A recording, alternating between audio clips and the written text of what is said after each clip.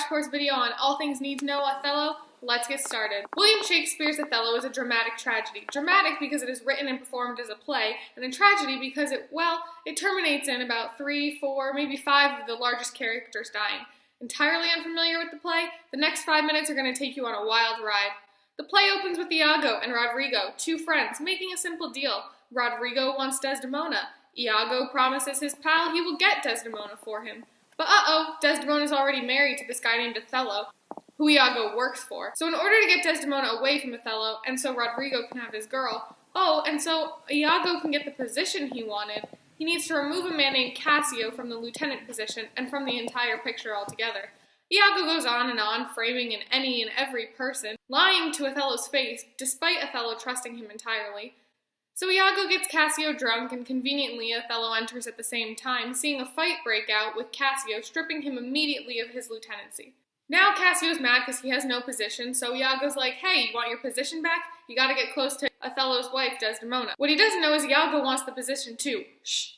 So Cassio and Desdemona meet up and talk, but Othello comes in, so Cassio gets out, which Iago convinces Othello to seem like Cassio was flirting with her, and that's why he had to leave. And oh boy, then there's whole thing with the handkerchief, and really it's just fake evidence, blah blah. Othello gets convinced of it, giving Iago the position he wanted in the first place. Othello gets so pissed off at Desdemona, he hits her, and he believes absolutely no one besides Iago, who's really the only one lying. Then he tells Iago he needs to kill Cassio so he can have his wife back. So Iago solicits Roderigo for help, and they try and fail to kill him, getting himself stabbed in return. Othello hears Cassio yelling, assuming he's dead, so he goes to kill his own wife. Finally, all the truth comes out, and Othello tried to kill Iago, and Iago ends up killing his wife Emilia in return, because Emilia's the only one who told the truth. Roderigo ends up getting nothing, and Iago's taken away to be killed. And Othello kills himself and his wife, even though he still loves her.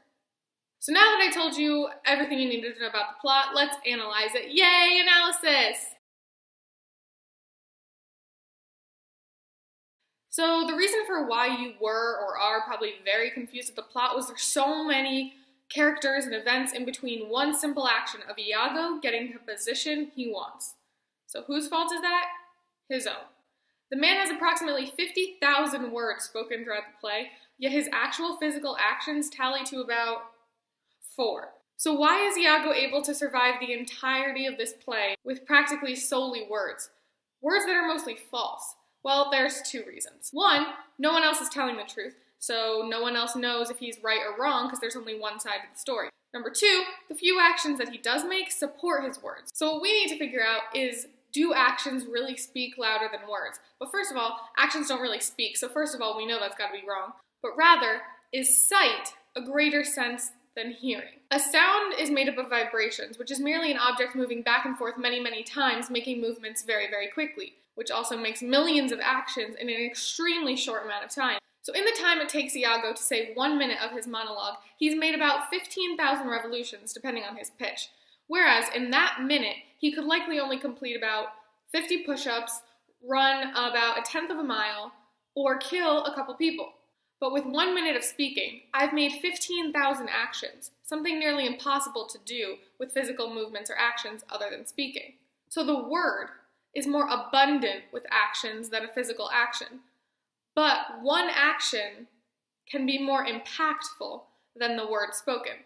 For example, in the time I've been talking to you, all I've done is said words, which are just syllables that I've put together in my brain. In the same amount of time, I could have killed someone or given birth, one never knows, and clearly giving birth or killing someone is more impactful than a bunch of syllables I've just put together. My buddy Hank Green, who usually is making these crash course videos, says the cortex interprets all those signals and also plugs them into stored memories and experiences so it can finally say, oh, that's a chickadee, or a knock at the door, or the slow burn of an 80s saxophone solo, or whatever. So Othello trusts Iago, perhaps, so deeply because he's connecting what Iago says, what Othello hears, from the Iago he's always known, who's a truthful and loyal friend. Also thanks to Hank Green, we know that words all go through the same pathway in the ear, same pathway from person to person, traveling from the pinna to the drum, into the tympanic cavity, into the cochlea, along the auditory pathway, landing finally in the cerebral cortex. The only true place where there is room for interpretation of sounds is in the memory, remembering, is that what he really said? Or am I just remembering that because that's what I want to hear? In many cases, words provide a plethora of room for interpretation, basically how analysis was born.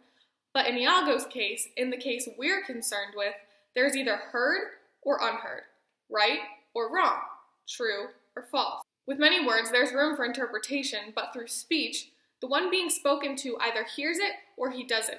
There's no room there. Get it? On the flip side of words, we have actions, which are seen through our eyes. Our eyes create optical illusions. There's more room for interpretation in Iago's case. There's more room for fooling to occur. The pupils physically open and close, get larger and smaller, affecting how much we see. So if Iago made actions instead of words, they would be seen differently from person to person, simply dependent on how largely their pupils are open. See? So the guy's way smarter than you think. He may have subconsciously thought, oh, well, my words are easier to use because I don't have to physically do anything to show them. It's all a mental game whether or not these people trust my words. But perhaps what he did or did not realize, depending on his scientific knowledge, is that it's much easier for our eyes to trick us, to play games, and to see things differently depending on our cornea's capability. Hence why this lovely dress was seen as black and blue by some and white and gold by others. It's black and blue, by the way. Iago's actions may be seen as black and blue and hurtful to some, or as white and gold and truthful to others. But it is at the end of the day not entirely dependent on the eyes or the ears to decide which is more powerful, words or actions. Because both are processed in the same relative location in the brain, the cerebral cortex. So both actions and words get processed in the brain in the same fashion, in the same location. So basically, the brain treats them exactly the same. If words are powerful enough to any one individual, they'll be remembered. And if actions are powerful enough to any one individual, they'll also be remembered. Both are only remembered if the individual receiving them allows them to be. But oftentimes, repetition is what correlates with memory. So Iago's constant use of words over actions suggests he's relying on the fact that he uses words so much more than actions that his lack of actions are trivial in proportion to his words, and is the reason for why we are able to remember things so vividly. Like Martin Luther King Jr.'s speech, "I have a dream." He repeated many things over and over, which made an impact. But one action is able to do the same thing, hence why we remember something as fatal as the Sandy Hook shooting. So how would the story have varied if Iago abused the privilege of actions, much like he did with words? Actions and words are merely mediums through which we convey our feelings and emotions. The only issue is words contain 15,000 times the amount of actions that one physical action does. In the play, the misuse of words leads to the misuse of actions.